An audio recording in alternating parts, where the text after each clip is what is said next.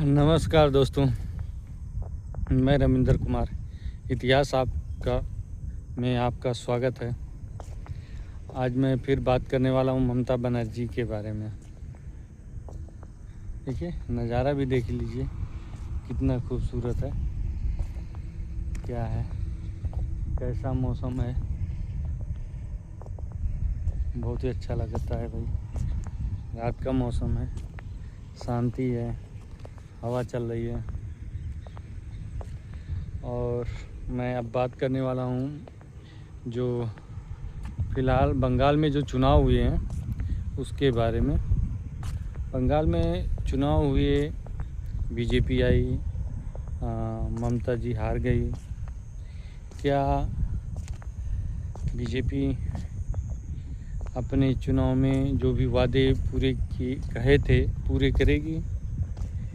और क्या ममता बनर्जी दोबारा फिर आएंगी, या ममता बनर्जी ने ये भी कह दिया है कि मैं इस्तीफ़ा ही नहीं दूंगी? अब बताइए, क्या वो इस्तीफ़ा नहीं देंगी तो क्या भाजपा के मुख्यमंत्री बन सकते हैं? ये भी देखने वाली बात है। वो तो बनेंगे ही। और दूसरी चीज़ है, जब कोई मुख्यमंत्री कहता मैं इस्तीफ़ा नहीं दूंगी तो क्या ये अच्छी चीज़ है, संवैधानिक चीज़ है? उनको खुद दे देना चाहिए। और प्रधानमंत्री ने कहा हम विकास करेंगे और बंगाल में विकास होगा, बदले की राजनीति हम नहीं करेंगे, हम किसी चीज़ के बदला नहीं लेंगे, वहाँ के लोगों का विकास करेंगे। ये बहुत अच्छी बात है, क्योंकि भाजपा के लोग के दिमाग में, उनके कार्यकर्ताओं के दिमाग में ये बैठ जाए कि प्रधानमंत्री जी का क्या संदेश है। ना कि जैसे पहले होता था कि भाई कोलकाता में ममता जी आ गई, ले हो गए बीजेपी वाले, कौन वोट दिया था, किसके घर गए थे, किसका क्या था, ऐसे लोगों के ऊपर अटैक करना तो ऐसी अच्छी बात नहीं है। कोई भी है, कोई भी पार्टी कहीं भी जीते, चलो ठीक है, अपना अपना लोगों का संवैधानिक चीज़ें हैं, अपने वोट दें, कैसे किसको देना है किसको नहीं देना है। लेकिन एक दूसरे की हत्याएं जो होती थी ये रुक गई। बहुत बड़ी बात है। चुनाव आयोग आपको सलूट, क्योंकि आपने जो भी व्यवस्थाएं की, इस बार एक भी मौतें नहीं हुई, किसी के घर में कोई भी रोया नहीं।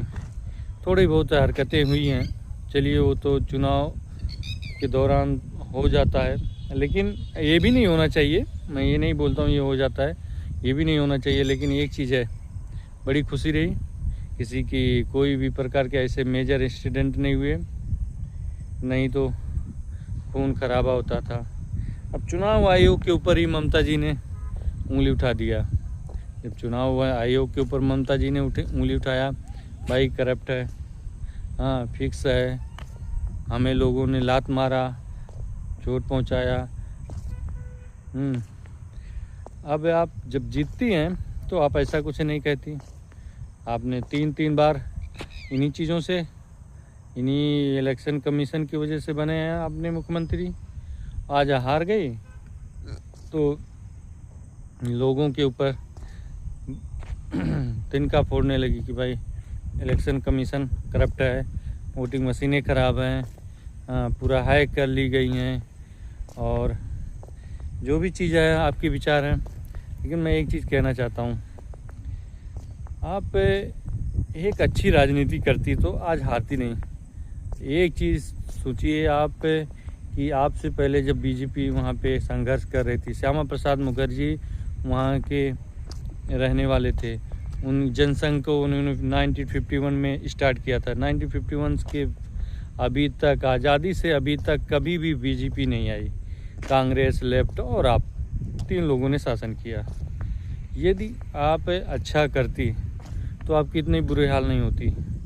हम सभी सोचते थे कि आप फाइट करेंगी और आप ही बनेंगी, हम सबकी भी उम्मीद थी कि आप ही बनेंगी मुख्यमंत्री। लेकिन 50-50 का चांसेस था। यूपी के अंदर ये भी लोग बोले थे कि भाई तगड़ा मुकाबला है, तगड़ा मुकाबला। लेकिन आपने ऐसी चीज़ों की है कि लोग आपके ऊपर विश्वास नहीं किए। आपकी 80 सीटें आई, पिछली बार भाजपा की 77 सीटें आई थी, आपकी 215 के आसपास मेरे को लगता है सीटें आई थी। तो आप इस चीज़ को देखिए, सुधारिए। यदि बीजेपी ने आपको ख़त्म ना कर दिया, जिस प्रकार बीजेपी ने कांग्रेस को देश से हटाने का वादा किया था, आज के टाइम में विपक्ष में कांग्रेस भी नहीं रह जा रही। मैं ये बोलता हूँ, देश का बुरा हाल होने से बचाना चाहिए कि विपक्ष अपनी बातों को सही प्रकार से रखे, जनता तक पहुँचाए, जनता उन पर भरोसा करे कि मेरे पास विपक्ष भी मजबूत है, मुद्दे को हमारे उठाएगा, किसी समस्याओं को रहेगा, एक ही आदमी के पीछे पूरा नहीं लगे रहेगा। लेकिन ऐसा नहीं हो रहा है, विपक्ष तो एकदम डाउन होता जाता है। और ऐसे ऐसे न्यूज़ चैनलों पे ऐसे वैसे वर्डिंग का प्रयोग करते हैं जिससे बहुत दुख की बात होती है। इसलिए आप ऐसे ऐसे चीज़ों को उठाएं, ऐसे ऐसे गंभीर चीज़ों को चलाएं जिससे आपका भी वोट बैंक बना रहे। और देश के प्रति कोई भी व्यक्ति यदि बोलता रहेगा भाई, तो ये मान के चलिए कि देश की जनता अब इतना जागरूक हो गई है कि आपको कभी नहीं छोड़ेगी।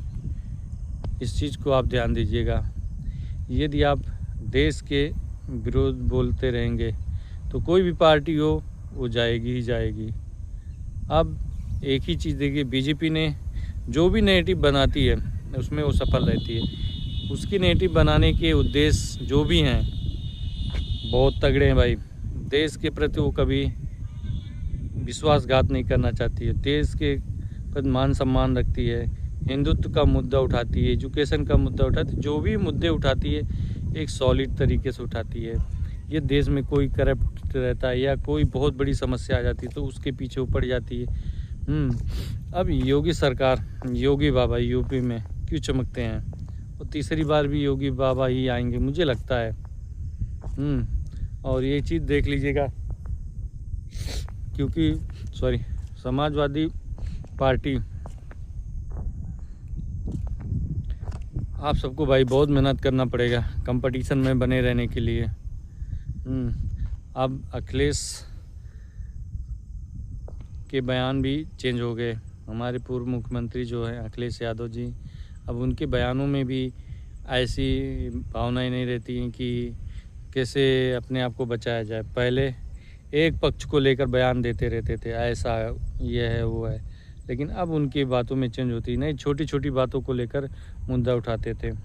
चलिए हम कोलकाता की बातों पे थे। मैं ये कहता हूँ अभी तो बनेगा बीजेपी का मुख्यमंत्री, और मैं कुछ और चीज़ें इसमें जोड़ना चाहता हूँ। पहली बात, कानून व्यवस्था बहुत अच्छी होनी चाहिए, बहुत टाइट होनी चाहिए। करेक्शन के ऊपर लगाम लगना चाहिए, वहाँ पे लोगों के ऊपर विश्वास होना चाहिए कि आप बनाए हैं सरकार तो वहाँ पे रोज़गार के अवसर प्रदान करें, इंफ्रास्ट्रक्चर अच्छा करें, बाहरी लोग आए जाएं, एक विश्वास बने। और जो ममता जी के वोट थे फिक्स, उनमें भी सेध लगाने का आप काम करेंगे, तब करेंगे जब आप अच्छा काम करेंगे। यदि अच्छा काम करेंगे तो ममता दीदी दोबारा नहीं आ पाएंगी, क्योंकि मैं यूपी से बाहर, बंगाल से बाहर रहता हूँ भाई। मैं इन चीज़ों को सुनता हूँ जो आपस में लोग बात करते हैं, मैं वो बातें कहना चाहता हूँ कि एक नया बांग्लादेश ना बने, ऐसा लोग बोलते थे। लोग डरते थे कि भाई एक दिन ये नया बांग्लादेश बन जाएगा। तो भाई इस चीज़ों पे सोचना पड़ेगा लोगों को, ऐसी प्रवृत्ति मत रखिए। कोई भी हो, देश का नमक खाते तो देश के लिए ज़रूर काम कीजिए। और आपको एक चीज़ कहना चाहता हूँ, जो भी मुख्यमंत्री बने सफल लेगा, आपके विकास के बारे में ज़रूर सोचेगा।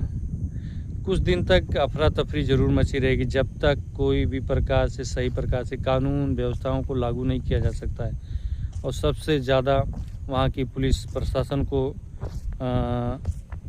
मेहनत करनी पड़ेगी अपने रूल रेगुलेशन में चेंज करने में, क्योंकि आप जब तक आप अच्छा काम नहीं करेंगे भैया, आपका बांग्लादेश बोल रहा हूँ, बंगाल नहीं सही हो सकता है। आपको बहुत मेहनत करनी पड़ेगी, क्योंकि जो आप सबकी लोगों की छवि है वो अच्छी नहीं है।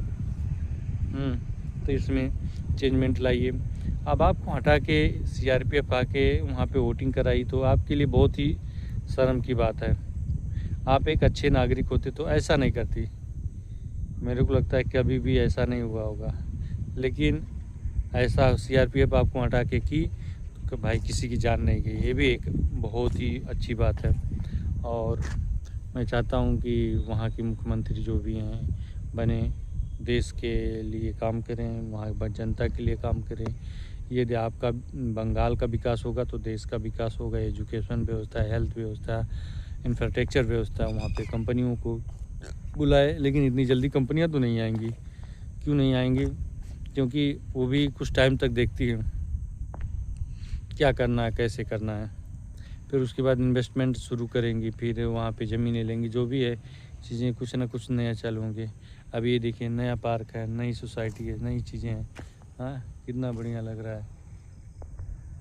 यदि आप अच्छा करेंगे भाई तो विकास होगा। यूपी में भाई विकास तो ज़रूर हो रहा है।